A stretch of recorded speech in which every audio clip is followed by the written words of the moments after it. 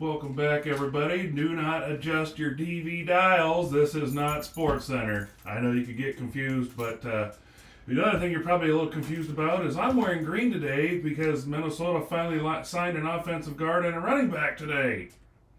Don't know what that has to do with green, but that's what we're going with. So we're getting ready for Week 3's NFL picks. And how am I going to torture myself while I read them this week?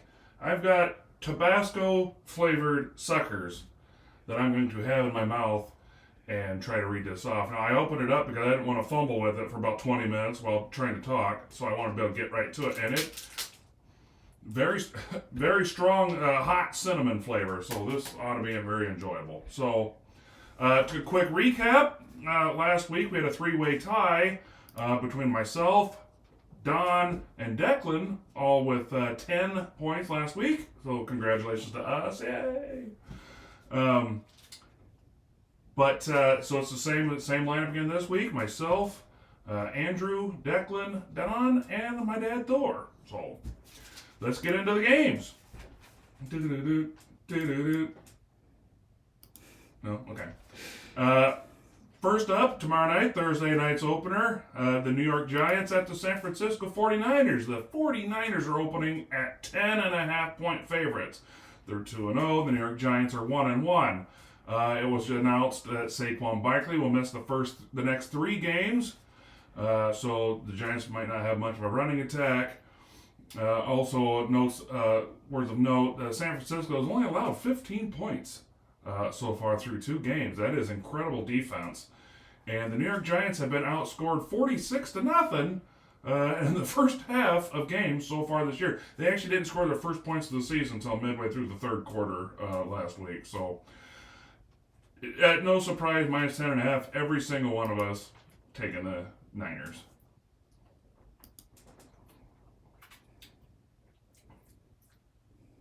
Oh, it's hot cinnamon. I don't taste Tabasco at all.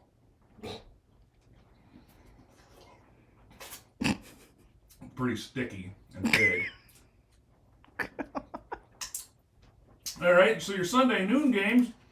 We've got first up on the slate. We've got the Atlanta Falcons at the Detroit Lions. The Falcons come in at 2-0, and the Lions are 1-1. And the Lions at home are 4.5-point favorites.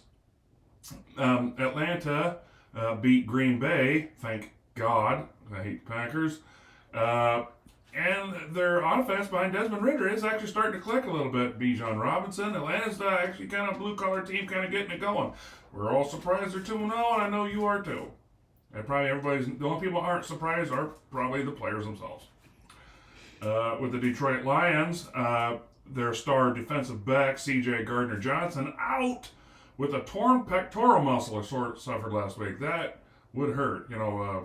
Cody Rhodes had one and was out for like 9 months, and Triple H was out one, and sometimes I feel like I have one. But anyway, so C.J. Gardner-Johnson will be out for a while. And then every game so far this year for the Detroit Lions has gone to overtime. I know that's only 2 games. That's not kind of a small pool of games to pick from, but it's extra football in both games so far. So for the picks, Don took the Atlanta Falcons, and all the rest of us took the Detroit Lions.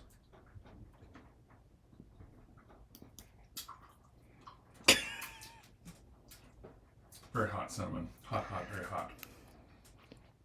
Next up on the slate is a thrilling game between two 0-2 teams that are going to be desperate for their first win. We have the LA Chargers at the best 0-2 team ever in the history of the NFL, and the Minnesota Vikings. I do a note to point out that teams that have started 0-2, of all the teams that have ever started 0-2, I should say, 11.5% of the time they have come back to make the playoffs.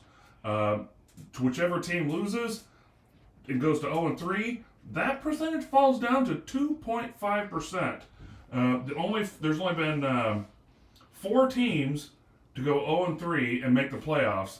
The 92 Chargers, the 95 Lions, the 98 Bills, and the 2018 Houston Texans all started 0-3 and made the playoffs. News of note, Eric Kendricks, former Minnesota Vikings linebacker for a decade, Signed with the LA Chargers this last offseason, so this will be his return to the Metrodome. US Bank Stadium. You can see how long I've been going to the Metrodome. US Bank Stadium will be his first return, first game against the Vikings. But the Chargers defense has just been torched up one side and down the other. I think Kirk Cousins is going to break the single game record for passing touchdowns. It's currently set by Viking Hall of Famer Joe Kapp at 7. Yeah, the Chargers defense is terrible, but their offense, they haven't even turned the ball over yet, and they haven't won the game yet. Minnesota's turned the ball over 7 times. Just imagine if they hadn't turned the ball over yet, but they have. And a big one to note that just came out a few hours ago, reported by Adam Schefter. What on my notes it says that the Rams will be with, or the Chargers. Why did I put it under the Chargers? It doesn't matter. L.A. Minnesota signed running back Cam Akers in a swap of draft pick. Minnesota will get a 7th round pick, and the Chargers will get the Rams will get a 6th round pick. See, I just did it again. So Minnesota, I'm not saying there was anything wrong with Alexander Madison. It was mostly the offensive line. And we bolstered that up by signing former Broncos starter Dalton Reisner to a 1-year deal also. So Minnesota made some moves in the last 10 days. So I expect a much different offense this time around. On the Vikings side of the notes here, their defense couldn't stop a cold. They can't. Okay, let me rephrase that. The run game, they couldn't stop. I could probably run 100 yards on that defense. Let's hope we get things fixed today. Hell, Brandy could probably at least run for $1.05 against that Viking defense. Let's hope they figure it out this week. Like I say, signed Dalton Reisner. Another one to note, I don't know why I have this under... Oh, well, okay, so Vikings head coach Kevin O'Connell and the Chargers head coach Brandon Staley both coached together for the 2020 LA Rams on their Super Bowl run, where Kevin O'Connell was the offensive coordinator and Brandon Staley was the defensive coordinator. Kind of a fun little fact there. But what isn't a fun fact is that everybody picked Minnesota except for Declan. Come on, dude. Really? You gotta pick Minnesota. Anyway, so all of us but Declan picked Minnesota.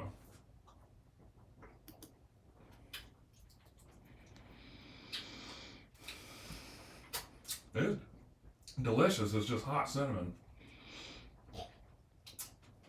Next up on the slate is the greasy, grimy New Orleans Saints versus the greasy, grimy Green Bay Packers. 2 teams I cannot stand.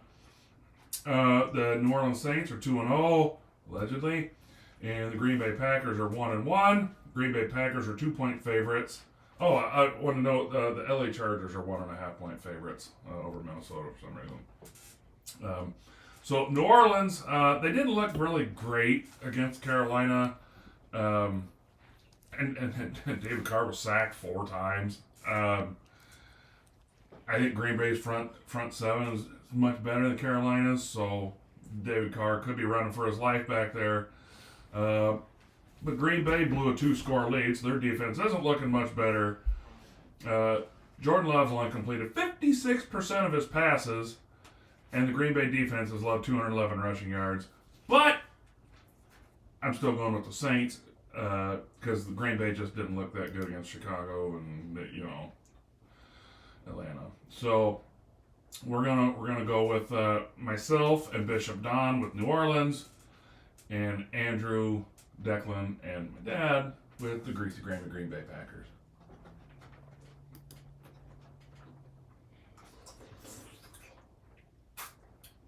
Can you at least see the sucker? Yeah. Right, weird. Next up on the noon slate, the 0-2 Houston Texans at the 1-1 Jacksonville Jaguars. The Jaguars are 9.5-point favorites, and this is one of 6 games this week that's a touchdown or more.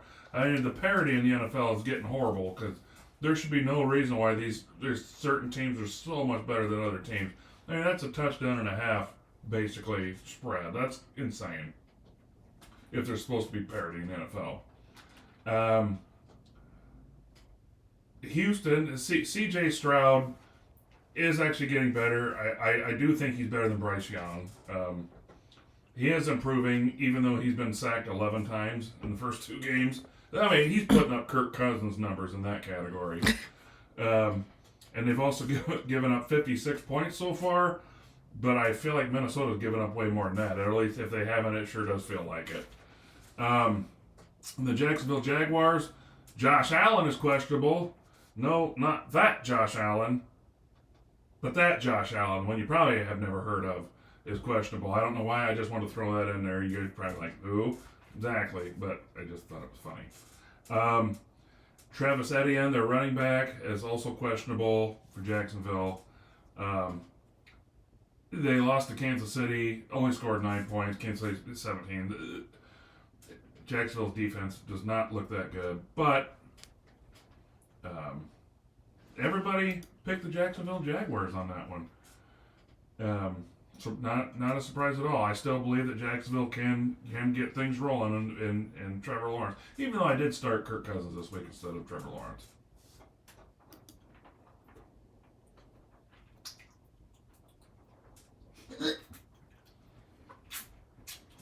Yummy. Next up on the slate, the Denver Broncos, go Broncos, and the Miami Dolphins. The Broncos come in at 0-2, visiting the 2-0 Miami Dolphins. In a lot of power rankings that I've seen, the Miami Dolphins are number one in a lot of power rankings. I mean, you protect Tua Tagovailoa, and he is doing good things down there in South Beach. Denver is a missed holding call away in overtime from being 1-1. I mean, that was almost as blatant as the one from the Rams and the Saints back in the championship game a few years ago. I mean, he was grabbing jersey and turning him around. The referee's like, huh? What? Where? Huh? Oh, no good. The referee's costing the games. It's, excuse me. And even though the Broncos are 0-2, they've only been outscored by 3 points. That's crazy. A few good plays here and there, they could very easily be 2-0. The Miami Dolphins are getting it done, I'm going to say in all 3 phases, by land, by sea, and by air. And what I mean by that is they're getting it done by land with Raheem Mostert just running up and down the field. They're doing it through the air with Tua Tagovailoa passing the ball, 400 and some odd passing yards each week. And Dolphins are aquatic, so that's how they're getting it done by sea. So like I said, the Dolphins are 7-point favorites. My dad took Denver, and the rest of us took the Dolphins. What, you didn't like that one? It's true. Yeah.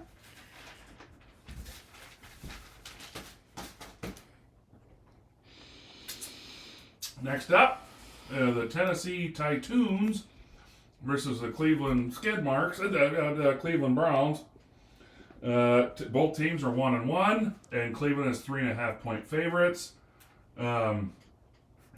News of note, Deshaun Watson had 2 face masking penalties last week, and I don't think in the history of the NFL a quarterback has ever been called for face masking twice in one game. That's just a crazy stat. King Henry for the Tennessee Titans versus Cleveland, very stingy D is going to be the key lineup to watch. Of course, Henry's not running like he did several years ago. And Cleveland's defense, Myles Garrett and them, they are nasty. Yes, they did give up quite a few points to Pittsburgh, but Pittsburgh's defense with the interceptions and the pick sixes and the this and that is what beat the Cleveland Browns, not Pittsburgh's offense. Pittsburgh's offense was terrible. I don't know if you watch Monday Night Football, but Cleveland will be without Nick Chubb, and they did sign Kareem Hunt today, a reunion there. Nick Chubb suffered a nasty knee injury. I mean, it took a helmet to the knee, and his knee went backwards. It was yucky poo-poo. And for Cleveland's Deshaun Watson, besides the 2 face masking penalties, 3 turnovers to 2 touchdowns. So, myself and Bishop Don took Tennessee, and Andrew, Declan, and my dad all took the Cleveland Browns.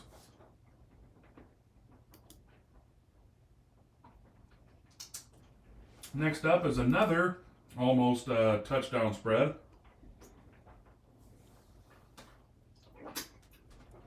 That's -6.5. The Buffalo Bills are favored over the Washington Commanders, Commodores, whatever they're called now. Washington. Buffalo's 1-1, and the Washington Commanders are 2-0. I can't say what they used to be called because I will get flagged from YouTube on that. So there you go. The Bills' offense really got going last week. Josh Allen was lights out. They pounded Las Vegas last week. The team, not the sports bettors. Washington looked very pedestrian on both sides of the ball. I mean, both games were close, but they're just against bad teams. So every single one of us is looking for Buffalo to just steamroll Washington on this one.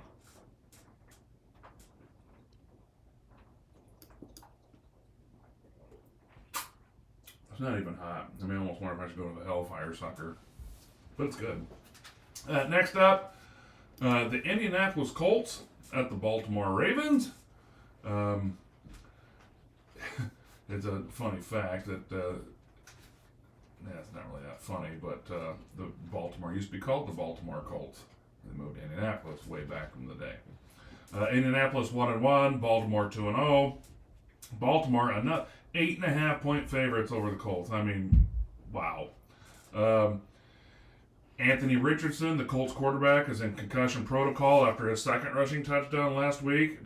Took a helmet to helmet, and so he's questionable. He might not play. If he don't, then it's Gardner Minshew time. The guy that looks good for the first 3 or 4 weeks of the season and then just fizzles like a fart in your underwear. Then gone. So the Colts are going to need a running game at some point.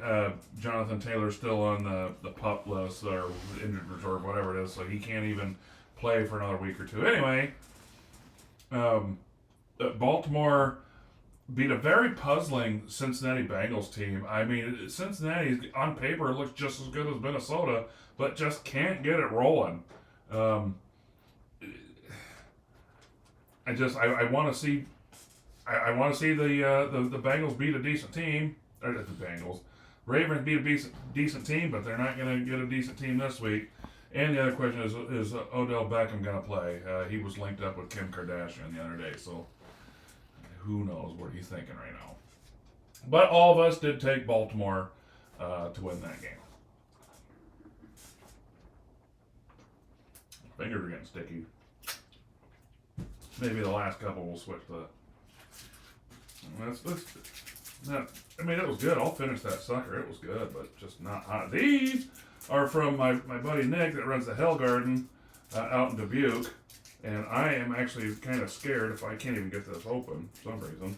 There we go. This is made from 8 or 9 of the hottest peppers in the world. Smells good. It's a lot smaller. I can put it all in my mouth.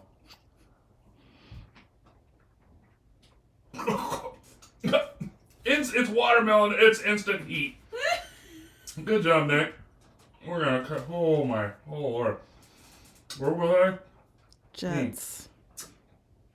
Oh my God. The 0-2 New England Patriots, which is a surprise, versus Benny and the Jets. Benny and the Jets.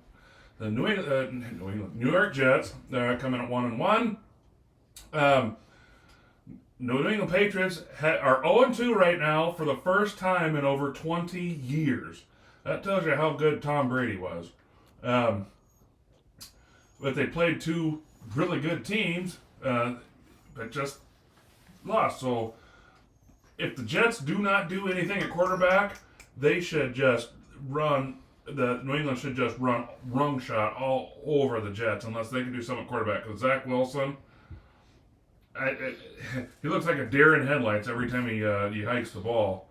And Zach Wilson, if they don't do anything in the next few days, which they probably won't, if Zach Wilson starts, yeah, he's 0-4 against New England. So no surprise that New England's minus 3 points on the road, and Declan took the Jets, and the rest of us took New England.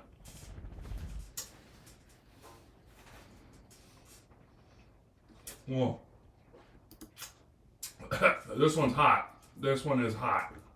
Holy cow. I think he makes it with that shat or that tincture. Oh yeah. Very good job, Nick. Whoa. I think that's it for the noon games, the nooners. So the 3 o'clock games, we got the 0-2 Carolina Panthers at the 1-1 Seattle Seahawks. Seahawks 5.5 point favorites. No. Carolina is 0-2 in the division. They're 0-2 and they're 0-2 in the division. Not a good way to start. They're so bad that last week Bryce Young forgot that he was supposed to line up behind the center and lined up behind the guard for a play. And it happened to be the running back. It was like, hey, man, get over there. So Bryce Young is almost as confused. Seattle beat Detroit in Detroit, which is no easy thing to do with this new team. And Geno Smith picked Detroit apart. So Seattle, I think, is finally kind of starting to kind of get it rolling a little bit too. So at minus 5.5, myself, Declan, and Don took Seattle, while Andrew and my dad took the Carolina Panthers.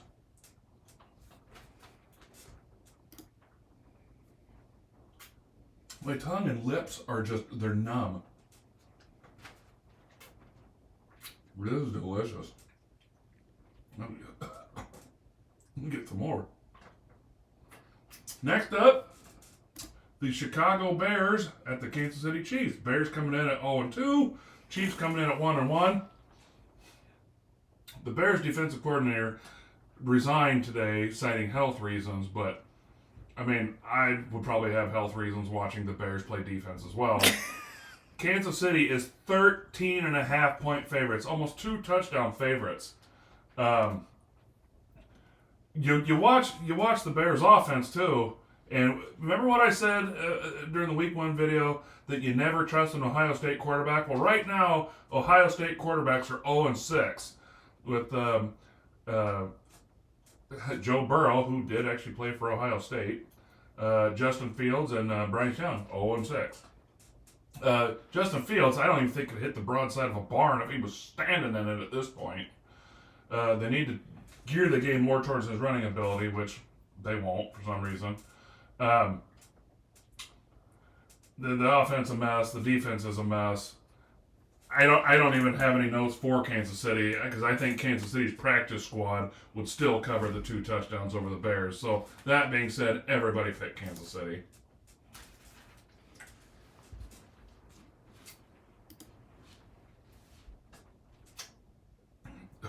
It just like it lingers.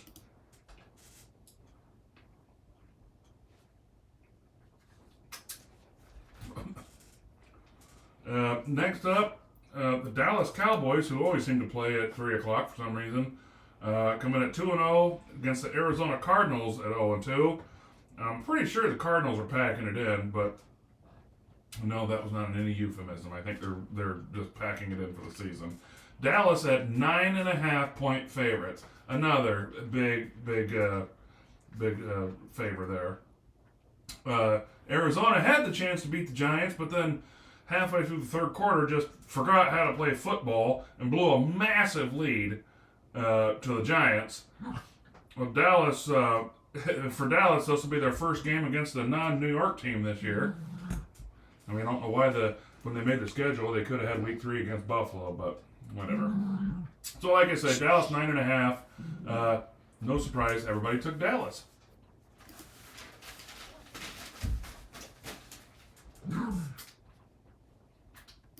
I know, I hate Dallas too, Copper.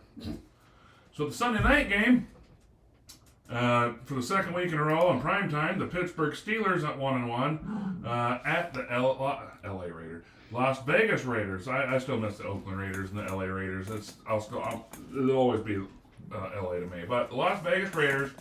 Raiders are now. I went to 3 different sites. It was -1, 1.5 for Las Vegas. One other one was -1 for Pittsburgh. Another one was a pick 'em. So this is pretty much going to be a coin toss anyway. Pittsburgh's offense, there's not much there to write home about. Their defense, on the other hand, is pretty studly. T.J. Watt, that is one scary dude, and he will be all over Jimmy Garoppolo, like most ladies want to be. Jimmy Garoppolo, only 385 passing yards so far this year. Kirk Cousins about has that by himself every game. And so does Tua Tagovailoa, but that says about that. That for the Raiders passing games, I can't even talk because of the sucker. Garoppolo has 3 touchdowns and 3 interceptions, and they're Oakland. Las Vegas's rushing attack just has 2.6 yards per carry. I have bad knees and I do more than that walking upstairs, more than 2.5 yards. But Las Vegas -1.5. Myself and Andrew took Pittsburgh. Well, my dad, Declan, and Don all took Las Vegas. I could really sit around and eat these suckers. They're hot, but they're dang good.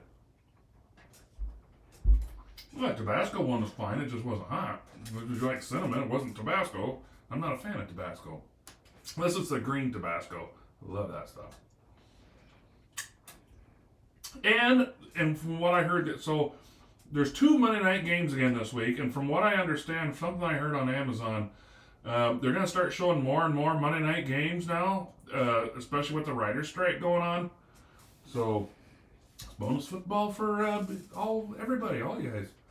But the first Monday night game might actually be a pretty decent game. The 2-0 Philadelphia Eagles versus the 2-0 Tampa Bay Buccaneers. Philly comes in at -5.5. However, Baker Mayfield's being Baker Mayfield the first half of the season, looking like the next coming of Joe Montana, but then once you just wait till about week 7 before you're going man, Baker Mayfield, the second half of the season, he starts stinking like a turd. But we will see.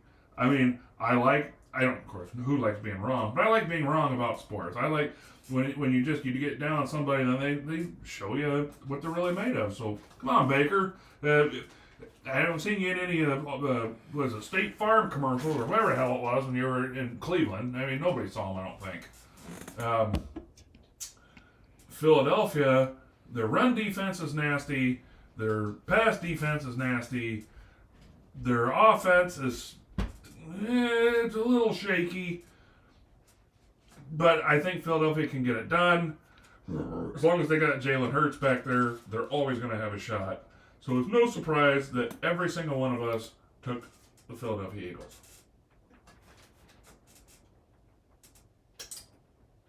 And last but not least, our Super Bowl 56 rematch that you've been waiting 2 years for. The LA Rams at the Cincinnati Bengals. 1-1 Rams at the 0-2 Bengals. And this is far from the same Cincinnati team that we saw 2 years ago. I think Joe Burrow is even questionable for this game. He might not even play.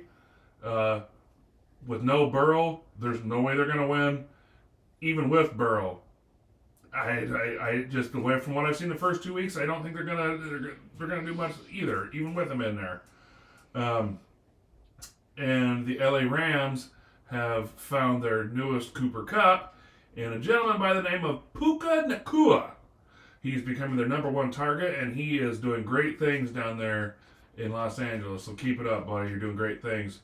I didn't even write a spread on this one because I don't even think it matters for some reason. But myself and Andrew took the Rams, and everybody else took my dad, Declan, and Don took Cincinnati.